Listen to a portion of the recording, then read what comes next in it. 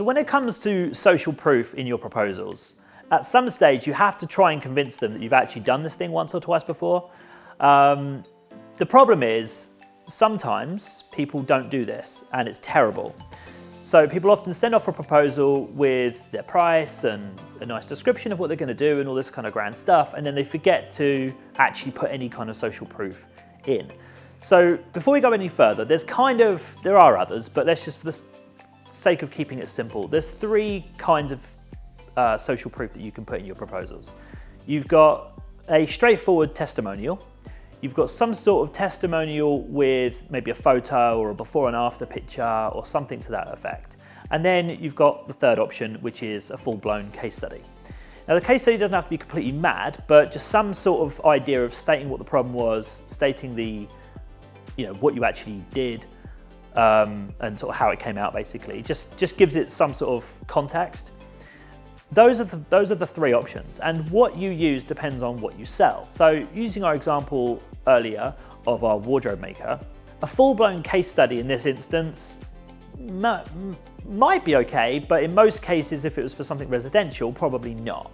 Now, if that person was making a whole load of custom furniture for an office, now that's a different story, because that you might use as a proper case study because they might have improved the productivity, the well-being of the staff, the morale, the willingness to be there, the average time people turned up, the average time people left. I mean, there's an awful lot that could go into that would really improve a business. So depending on what you're doing there, you want to cherry pick things. But for instance, we have an awful lot of digital agencies that use better proposals and marketing companies and things like that. And a lot of cases, people try and use a lot of screenshots of websites they've done, of logos and things of that nature. But if you think about a logo, for instance, you might think that simply just putting the logo, the finished logo, and a testimonial, at the end might be sufficient. But actually, there's a whole load of things that go into that, how you arrived at that decision, the before logo, the after logo, why you made some of those decisions. There's an awful lot that goes into it.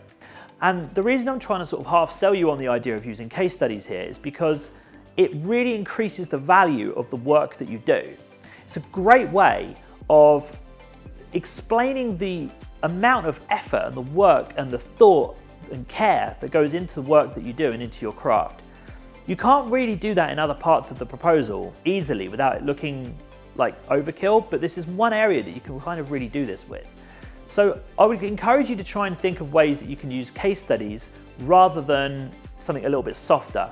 Like just photos or just a testimonial. If it's all you've got, fine, but case studies are something that you can do by yourself. You don't even need a testimonial to go with them necessarily. So I'd argue that a case study without a testimonial, but it's written well, that's maybe got a photo to go with it, would actually arguably be better than just a testimonial on its own, ideally both together. So with that said, how do you choose which case studies to use? Now, what you really want to do here is think about relevancy. Now, relevancy comes in two forms. So you've got relevancy in terms of the goal that they're trying to achieve and the industry that they're in. If, for instance, you are pitching somebody a new website and they are in the catering business, you might use a case study from another caterer that you did some work for. That would be relevant to them because it's in their world. The other kind of relevant is the goal relevancy. So if they were trying to double their lead count every month with a new website and you doubled the lead count of a carpenter, then you could just as easily put that case study in because it's relevant in the sense that this person was trying to achieve the same thing that you are and look what happened to them. So it's relevant in both ways.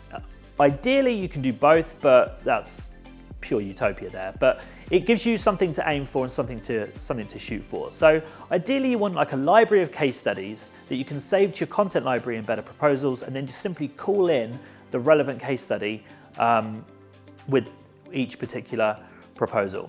In short, stick to case studies, try and stay away from just photos or just testimonials, and make the case study as relevant as you possibly can to the person that you're sending the proposal to.